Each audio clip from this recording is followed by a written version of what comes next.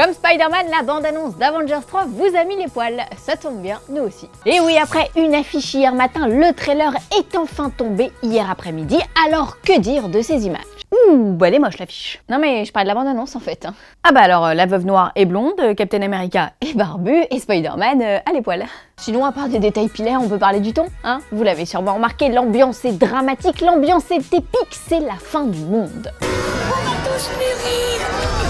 C'est probable, la musique est plombante, il n'y a pas une vanne, les Avengers sont dans la merde et vont devoir affronter un ennemi de taille, Thanos. Thanos qui lève enfin son gros popotin de son fauteuil et dont on découvre la trogne. Violette, hein, la trogne. Voilà, Violette, la trogne, après l'avoir vue dans la scène post-générique d'Avengers 1, Les Gardiens de la Galaxie et la scène post-générique d'Avengers 2. Alors là, il fait bien plus qu'une apparition, hein. Son objectif, vous le savez, mettre le gant sur les gemmes de l'infini. Ou plutôt mettre les gemmes de l'infini sur son gant. C'est quoi déjà ça? Mais si, tu sais, c'est les pierres d'infinité. Chacune d'elles procure un pouvoir, donc si tu les as toutes, eh ben t'es surpuissant. Alors au total, les pierres d'infinité, il y en a 6, mais seulement 5 ont été dévoilées dans les précédents films Marvel. La gemme de l'espace qui se trouve sur Asgard, la gemme de la réalité confiée aux collectionneurs, la gemme du pouvoir remise aux cohortes de Nova à la fin des Gardiens, la gemme de l'esprit incrustée dans le crâne de Vision, la gemme du temps qui se trouve dans l'œil d'Agamotto, et enfin la gemme de l'âme qu'on espère bien voir dans Black Panther du coup. Dans cette bande-annonce, Thanos parvient à récupérer la gemme de l'esprit qui l'arrache du crâne de Vision ainsi que la gemme de l'espace détenue par Loki.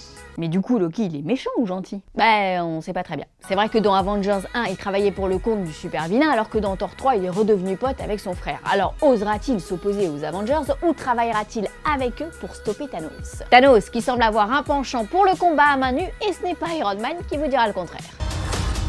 Ah bah on l'entend plus là, Tony Stark. Par contre, faut lui dire à Iron Man, hein, les plans avec les lunettes, c'est interdit. Hop là, David Caruso est dans la place.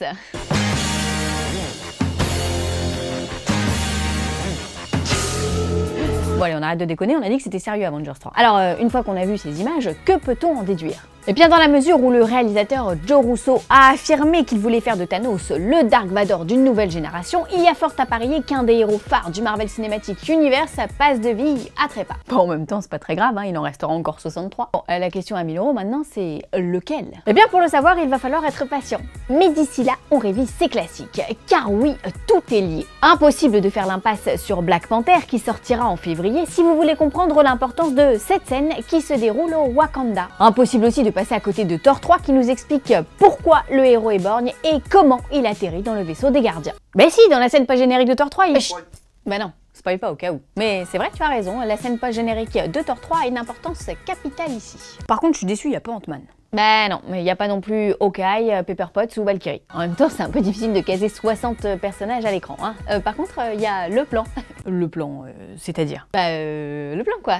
The Plan, celui des héros prêts à affronter la menace. Il était circulaire dans Avengers 1, latéral dans Avengers 2, il sera frontal dans Avengers 3. Et si Joe Russo nous dit vrai et que Thanos est bien le grand méchant de la saga, eh bien je pense que l'un des héros présents sur The Plan risque de mourir. Mais non! Mais si!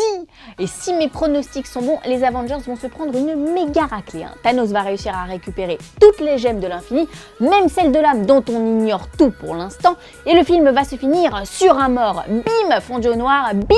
The End! Et là, bim! On est en avril 2019, sortie d'Avengers 4, les héros meurtris retrouvent la foi et pour venger le vengeur tué, achève Thanos. Bah oui, bien sûr, parce que toi t'es scénariste à Hollywood. Non, mais je pourrais. Bon alors, dites-nous tout, cette bande-annonce, hashtag poil ou hashtag pas poil? J'aime ou j'aime pas, rapport au j'aime. Allez, on vous attend dans les commentaires. Quant à nous, c'est l'heure de se quitter, on se retrouve la semaine prochaine avec le plein d'actu. Bim, salut, bim, fondu au noir.